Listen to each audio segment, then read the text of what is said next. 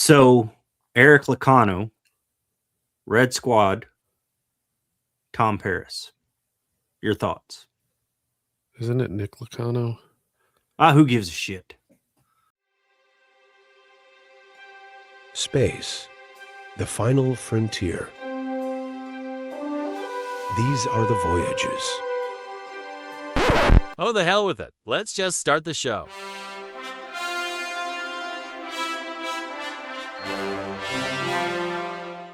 Hello, everyone, and welcome to the Vern and Bob Star Trek show. My name is Vern. And I'm Bob.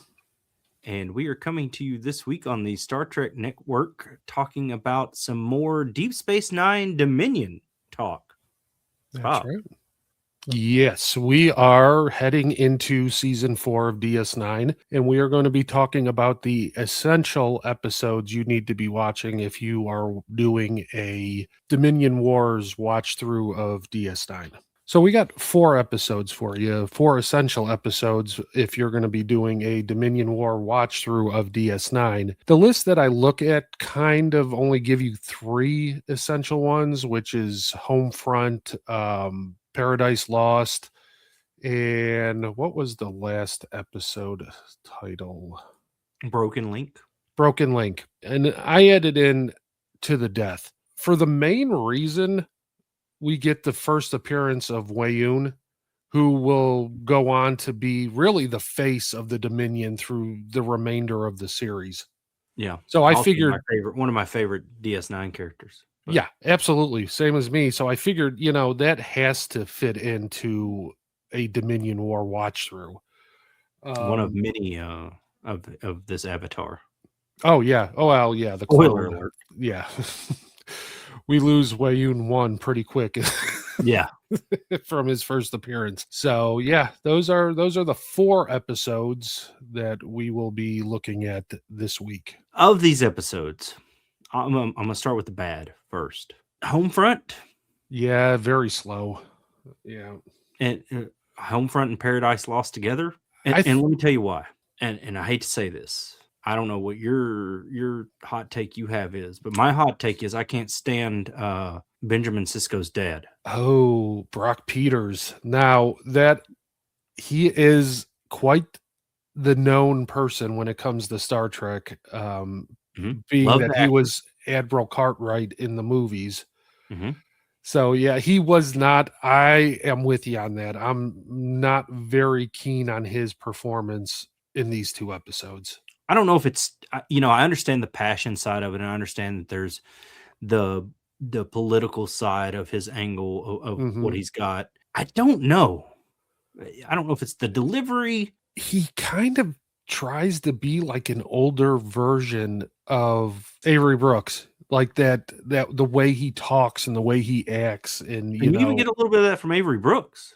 Yeah, when you really do. Like, Dad, you don't do this, you don't do that. For once in your life, would you? No, but I will say that I feel like Paradise Lost is the better of the 2 episodes. I agree. Homefront just seems kind of slow. We kind of get the whole, we're going to set up like a blood testing and different types of things to detect the shapeshifters, but for the most part, it's a very slow, I hate to say kind of boring, but it's not nearly as good as Paradise Lost when it comes to the story. I do like the use of the shapeshifter on Earth because, people are like, well, it's multiple shapeshifters. It's one. It's only one. It's the same one floating around. It's Starfleet headquarters, right? And just having the one makes the scare tactic that there could be more than one. Right. And I'm going to be honest. I'm going to give you my hot take right now. This whole storyline from Homefront and Paradise Lost reminds me a lot of COVID. Oh yeah, it is very much the COVID situation where people had to do these blood tests and if you're not going to get to be in public. Starfleet Command is going to take over control of Earth, basically FEMA taking over the government and telling people what's good for them and what's bad for them. Yeah, you don't get this inoculation, you're not going to get to live a free life.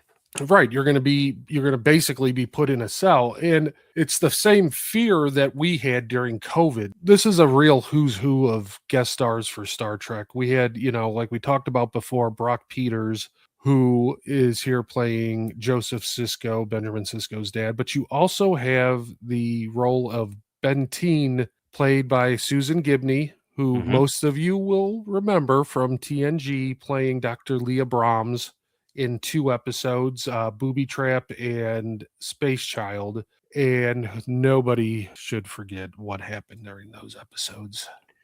And all of you say that Lieutenant Broccoli is the perv on the Enterprise. Yeah, there was some obsession going on with good old Geordie LaForge. Yeah.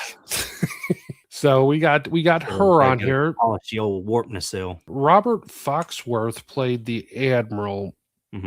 And for sci-fi people, you will remember him from quite a bit. He had several parts on Star Trek. He was also on Stargate SG-1, Star Trek Enterprise, Babylon 5, Sequest, DSV. So a real UPN 30 kind of guy. He did the voice of Ratchet in Transformers. He is a sci-fi fan. I remember him from Stargate SG-1, and I remember him from, I never watched Babylon 5, but I remembered him from Sequest. I did watch Sequest because it was a show from when I was younger, but I do remember him from several different things. We get a surprise appearance by Nog. Like I said before, I also added in the episode To the Death, which for me is an essential watch. Wei Yun is probably one of the better supporting characters on DS9. We have a callback to TNG in this one with the Iconians. Yep. Because they first show up in season 2 episode. We get Worf saying, well, I was on the original mission that first found the doorways. And so apparently, do we remember the episode Contagion, and that was a season 2 episode in TNG. Basically the Jem'Hadar, but the Dominion find one of these doorways on one of their distant planets. For whatever reason, they want the Federation to help destroy it, which didn't make any sense because I feel like this would be the perfect weapon for the Dominion. Oh yeah, because one of the cities that it displayed was Paris. It was Earth, and I think the Klingon homeworld was one of the cities. I did like they reused a couple of matte paintings that they had in the original episode. It was a solid episode. Wei Yun, to me, stole the entire episode. That's how good of an actor. Oh yeah, the first time you see him, he just perhaps you and I should talk. I'm sure this whole Dominion War thing we're doing, this is not going to be the last time we talk about him, because he's becomes like the key focal point of the Dominion through the rest of the series. Right. I mean, you see others, but for the most part, he's going to be the one you're dealing with. Between Mother Changeling, him, and for a little bit, Gul Dukat toward the end. Yeah, when the Cardassians were. So speaking of Cardassians, let's talk about Broken Link. Vernon, what are your initial thoughts of? Well, I always say if Garrick is a kind of a primary player in an episode, I'm always going to love it. Absolutely. Because they don't waste screen time on this man. He was probably one of the most predominant actors that was a constant on the show. So you're not going to waste episodes on him. I like it. I think that it was maybe a little convoluted in the beginning with what was happening with Odo. I agree. There were too many small stories of building around it, especially with the people trying to sneak out their stuff on the cargo bay. If he knows he's falling apart, he's not going to go do station security stuff. I'm sorry. He's not going to. Right. I think the Doctor would probably have erected a force field where he couldn't, knowing that he could just turn into a puddle of goo somewhere on the station. Nobody would know where he's at. Right. Exactly. Because you can't detect a changeling. You can't. I like the episode. I do like the fight scene between Worf and Garrick. Seeing a Klingon and a Cardassian finally speak their mind about each other, which is good. But overall, strong episode. We get Gowron in this episode. I do like me Robert O'Reilly, but Absolutely. It's the very end. But it's a good cliffhanger going into season 5. Yeah, it's really, this is where the whole alliance between the Federation and the Klingon Empire disintegrates. That's how we like we talked about last season. This season ended again on a high note. Yep. Really good cliffhanger, because that's, we get the scene where Gowron basically they're declaring their intention for hostilities against the Federation. So yep. And if you're not, we know what what enemy of the Klingon Empire makes you wonder, like, what does this mean for the Dominion War? Right. Now the Federation's fighting on two different fronts. They're fighting the Klingons, they're fighting the Dominion. It looks like quadrants at that. Yeah, and it looks like it's going to be an interesting 5th season, even though we both know where it ultimately ends up. But it sets up a crazy 5th season, if I remember correctly. Yeah. I mean, even that first episode, you've got defectors, we'll get there, but I think this is also where we get the wife storyline with Quark. Because I can't remember whether that's 5 or 6 that we get that one, where Dax and Worf end up together. Oh yeah. I think next season. I'm pretty sure that's this season, because it's just a couple of episodes into season 5, I think. Right. But you start to see. You also have a baby on the way. Yeah. Yep. With that. Okay. That is one thing with Broken Link. It's a very, as much as I love Major Kira Nerys, it's a very annoying Bajoran side effect when they're pregnant. It's the fact she starts sneezing. It's not good. The acting's not good on that. No. But for the most part, the episode's very good, so you can kind of forgive those moments. I really thought there was more essential episodes to this season. Why didn't you put episode 1 into it? Because it really didn't have. It just introduced Worf. I know that's why you wanted to. Well, I mean, they were doing drills on the station. I know, but it didn't have any type of direct connection. I get it. Yeah, they're doing drills, but I'm looking for things that are going to form the basis for the Dominion War. Like, so Paradise Lost and Homefront, clearly they're dealing with the possibility of having changelings on Earth, and how many, even though there's one, that makes you wonder how many more are there.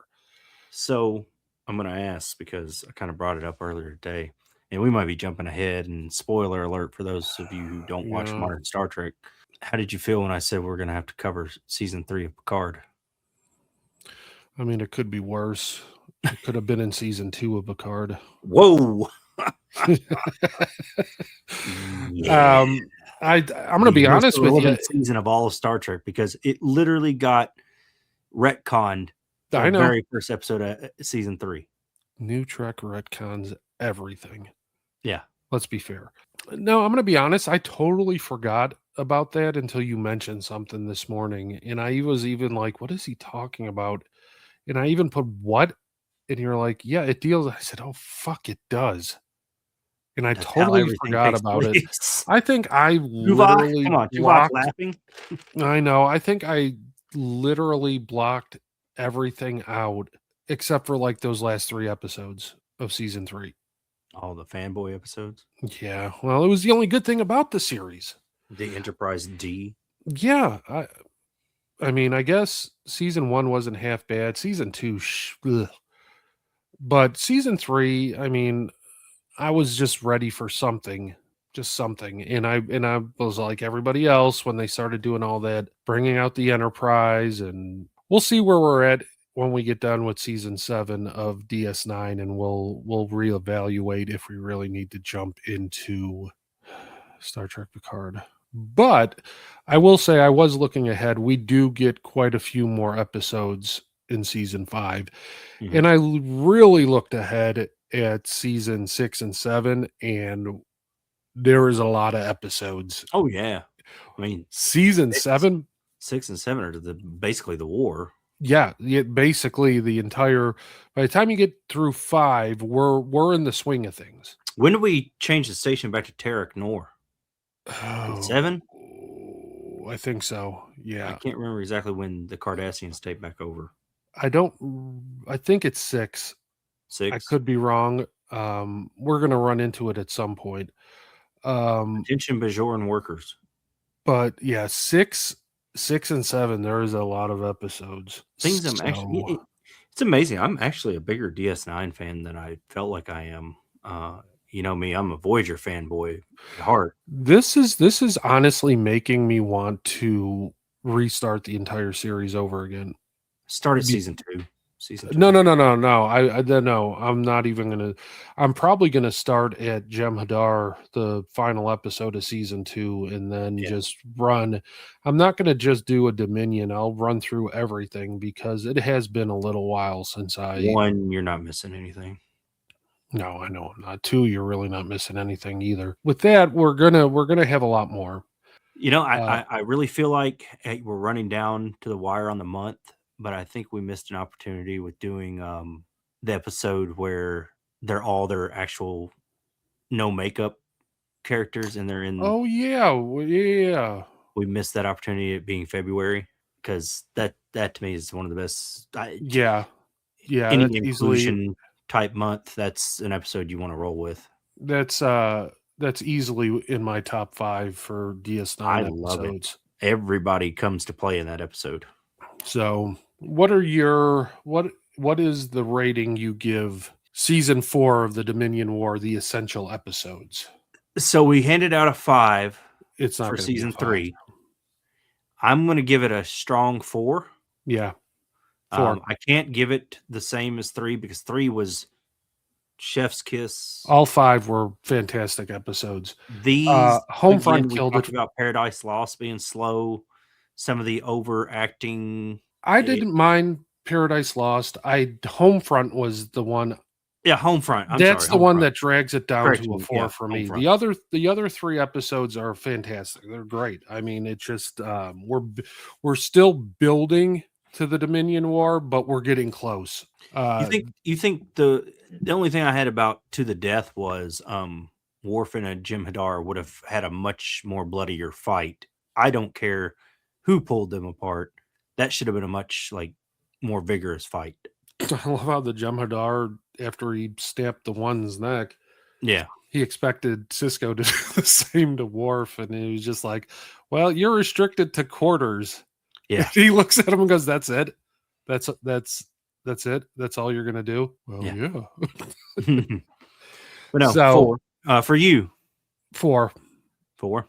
Homefront brings it down almost an entire point. And like I said, because you got good people in that episode. Paradise Lost, fantastic episode. You get some real tension going on through that episode. To the Death, Wayun alone being introduced. That's why that episode was there. 4 for sure. I'm good with a 4. 4 for 4 for season 4. 4 for season 4. Let's see if we can jump back to the 5s for season 5. Yeah, I hope so. I think so. It's a hard one to do. Right. I think we're going to have a hard time with 6 and 7. There's just so many episodes. I don't know if they're going to be getting 5s. Maybe we split them into 2-parters and give a. I'm going to have to see where we're at and how many episodes there really are. If we're looking at 10 episodes per season, we might have to break it into 2 5s. Yeah. So, so those are our ratings. And as always, you can find us on Instagram and TikTok at the Star Trek Network. We also have a Discord. So if you go to the homepage of this YouTube channel, there will be a link to an invite and you can join the Discord and get in on the conversation that we have. So I'm going to tease this. I've not talked to you about it yet, but I'm going to go ahead and tease it. I think I am going to stream the Voyager game. The one that's coming out? The one that came out yesterday. Oh, one did come. It did come out yesterday. Yeah. Okay. And it is gorgeous. Oh. I think I want to play it. and do it for the first time somewhere on our channel. Okay, yeah. Yeah, we can get you set up on the channel here, and you can actually do it here on the YouTube. Introduce It's got everybody. Tuvix all over the advertising for it. I've got to do it. Oh god. Just so I can off Tuvix. I've never been excited about a Star Trek game until I gotta look at that. It's I saw awesome. something a week ago, and I didn't realize it was that close to coming out. Yeah. So yeah, that would be cool. That would be good. So all right. Well, everybody, thank you for watching. Make sure you like, subscribe, all that fancy stuff that we never plug. And as always, everybody, have a great day.